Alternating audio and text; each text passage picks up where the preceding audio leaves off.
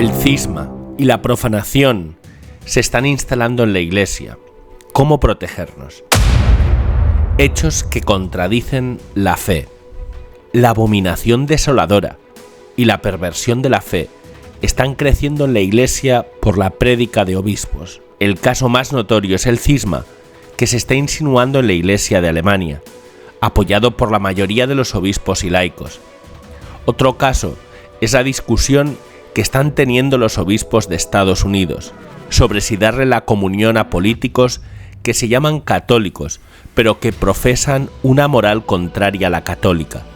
Y seguramente cada uno de ustedes puede darme ejemplos de lo que sucede en sus países con algunos obispos.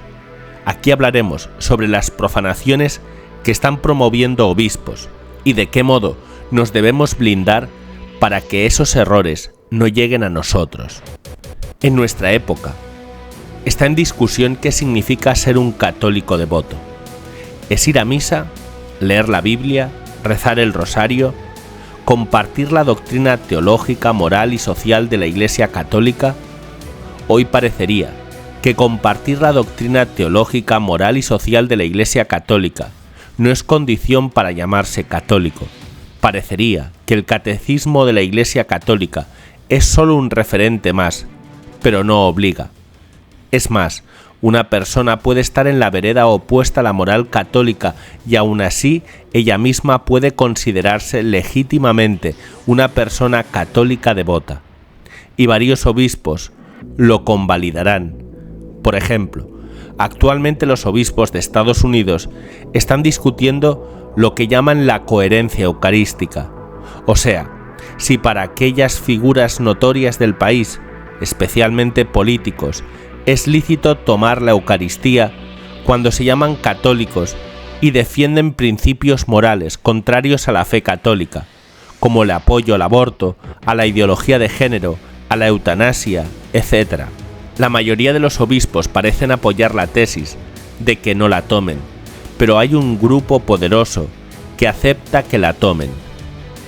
Porque, por ejemplo, el presidente de Estados Unidos, el político más poderoso del mundo, un católico bautizado, se opone a la Iglesia en las cuestiones morales más importantes y milita a favor de ellas, haciendo leyes antimoral cristiana, y escandaliza pública y regularmente a millones al recibir la comunión en la misa católica para que todos lo vean, dando de esta forma un mensaje de que la cuestión moral es secundaria para ser católico. Y esto se entronca con lo que sucedió en la Iglesia Católica Alemana en mayo de 2021. En cientos de iglesias, los sacerdotes impartieron la bendición a parejas no heterosexuales. Se dispensó la comunión a los protestantes y cuasi sacerdotisas vestidas con alba y estola, como los sacerdotes, impartieron las homilías en misa. La Iglesia alemana es la más rica de Occidente, pero está perdiendo fieles a gran velocidad, y los obispos se embarcaron en una serie de conversaciones en el 2018 con el objetivo de reformar las enseñanzas de la Iglesia a través del llamado camino sinodal. Es un esfuerzo por cambiar la doctrina sobre la sexualidad humana, el celibato sacerdotal, la ordenación de mujeres, quienes pueden tomar la comunión, etc. Después de las bendiciones a parejas no heterosexuales, el 10 de mayo, se celebró el 15 de mayo, en 12 iglesias importantes de Alemania, la predicación de las homilías por mujeres vestidas de sacerdotes, y esto dentro de misas blasfemas, donde aparecieron mujeres jugando a ser sacerdotes, banderas arcoíris en el altar y estatuas punk de la Santísima Virgen María. La peor blasfemia fue la estatua colocada en el presbiterio en una de las iglesias, a la izquierda del altar, que representa a la Virgen María con Jesús en sus brazos, pero en una versión punk o drag queen. Una chica con jeans ajustados debajo de la cintura, cinturón negro con tachuelas, botas negras hasta la rodilla, cabeza calva con una cresta roja. A esto se llama blasfemia y cisma, porque el Vaticano había advertido a los obispos alemanes que no hicieran esos movimientos, y ellos no se dieron por enterados. Además, recientemente modificó el Código de Derecho Canónico, excomulgando a los obispos que ordenan mujeres como diáconos. Y para complementar el mensaje, el cardenal Kasper, un progresista al igual que la mayoría de los obispos alemanes y muy próximo al Papa Francisco, ha criticado duramente el camino sinodal de la Iglesia alemana, diciendo que se han excedido. ¿Y por qué está pasando esto? No hay un código en la Iglesia que sintetice las enseñanzas bíblicas, la tradición y el magisterio papal, que diga lo que es doctrinalmente correcto y lo incorrecto, y que frene esto.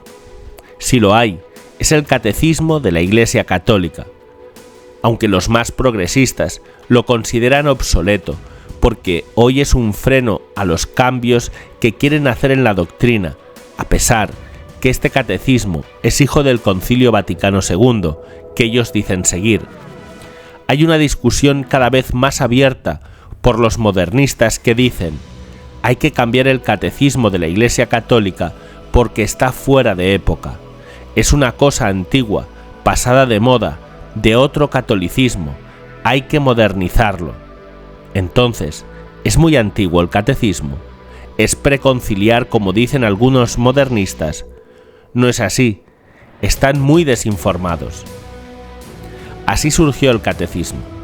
En 1985, Juan Pablo II convocó a una sesión extraordinaria del Sínodo de los Obispos para conmemorar el 20 aniversario de la clausura del Concilio Vaticano II, que había concluido en 1965, para ver qué efecto había tenido el concilio sobre la Iglesia Universal.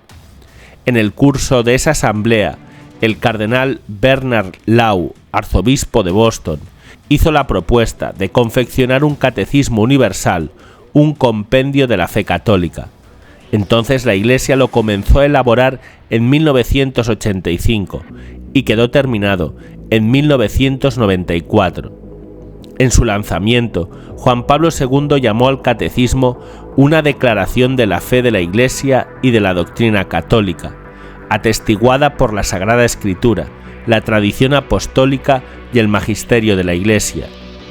Debería ser la herramienta básica de todo cristiano para determinar si algo es aceptable o no para el catolicismo, porque es un documento que contiene las verdades católicas fundamentales, expresadas de manera que sean fáciles de entender. Y por eso debe ser nuestra guía, y debemos defenderlo contra los que quieren cambiar la doctrina de la Iglesia desde adentro. Es el documento de mayor importancia para la Iglesia, luego de la Biblia, y esto es más vital hoy que en ningún periodo, porque nuestra época es la más crítica en la historia del cristianismo. La civilización humana está cambiando la relación con la religión cristiana, y esto se reproduce en la crisis por la que está pasando la Iglesia Católica, que no solo es atacada desde fuera, sino que es atacada la doctrina desde dentro. Hoy vemos una terrible confusión entre los católicos sobre las doctrinas más fundamentales de la fe y la moral. Una confusión que ha llegado a los niveles más altos de la estructura institucional de la Iglesia, con cardenales y obispos manifestando herejías respecto a la doctrina tradicional católica. Lo que pasa en la Iglesia de Alemania y la discusión sobre la coherencia eucarística que se está produciendo entre los obispos de Estados Unidos es solo una muestra de la confusión. Hay mucho más. Y esto tiene dolorido a Jesús, quien le dijo en un mensaje a Monseñor Ottavio Michelini que el rechazo del mensaje de Dios constituye una catástrofe espantosa, de gigantesca gravedad, cuyas destructivas consecuencias se perpetuarán hasta el fin de los tiempos. O sea, que en nuestro tiempo comenzará a levantarse la valla que pasará las blasfemias. Y específicamente le dijo: los hombres, sobornados por los oscuros y misteriosos poderes del infierno, materializados como están, ya no tienen la percepción de esta enorme tragedia que ha trastornado la naturaleza humana, hiriéndola mortalmente, debilitándola y privándola de los dones maravillosos con que ella había sido creada. Lo que nos indica que luego que suceda la purificación, vendrán más dones que no conocemos sobre la humanidad. Y concluyó diciendo: la copa está llena y rebosante. Solo mi paciencia y mi longanimidad, las oraciones de los buenos, la intercesión de mi madre y las virtudes de los santos han suspendido el curso de la justicia divina. Todo esto le fue dicho hace medio siglo. Y hasta aquí nuestro vídeo de hoy. Te voy a pedir por favor que dejes tu like, que nos dejes tu comentario y que te suscribas a nuestro canal. También te pido que ingreses en nuestro canal de WhatsApp.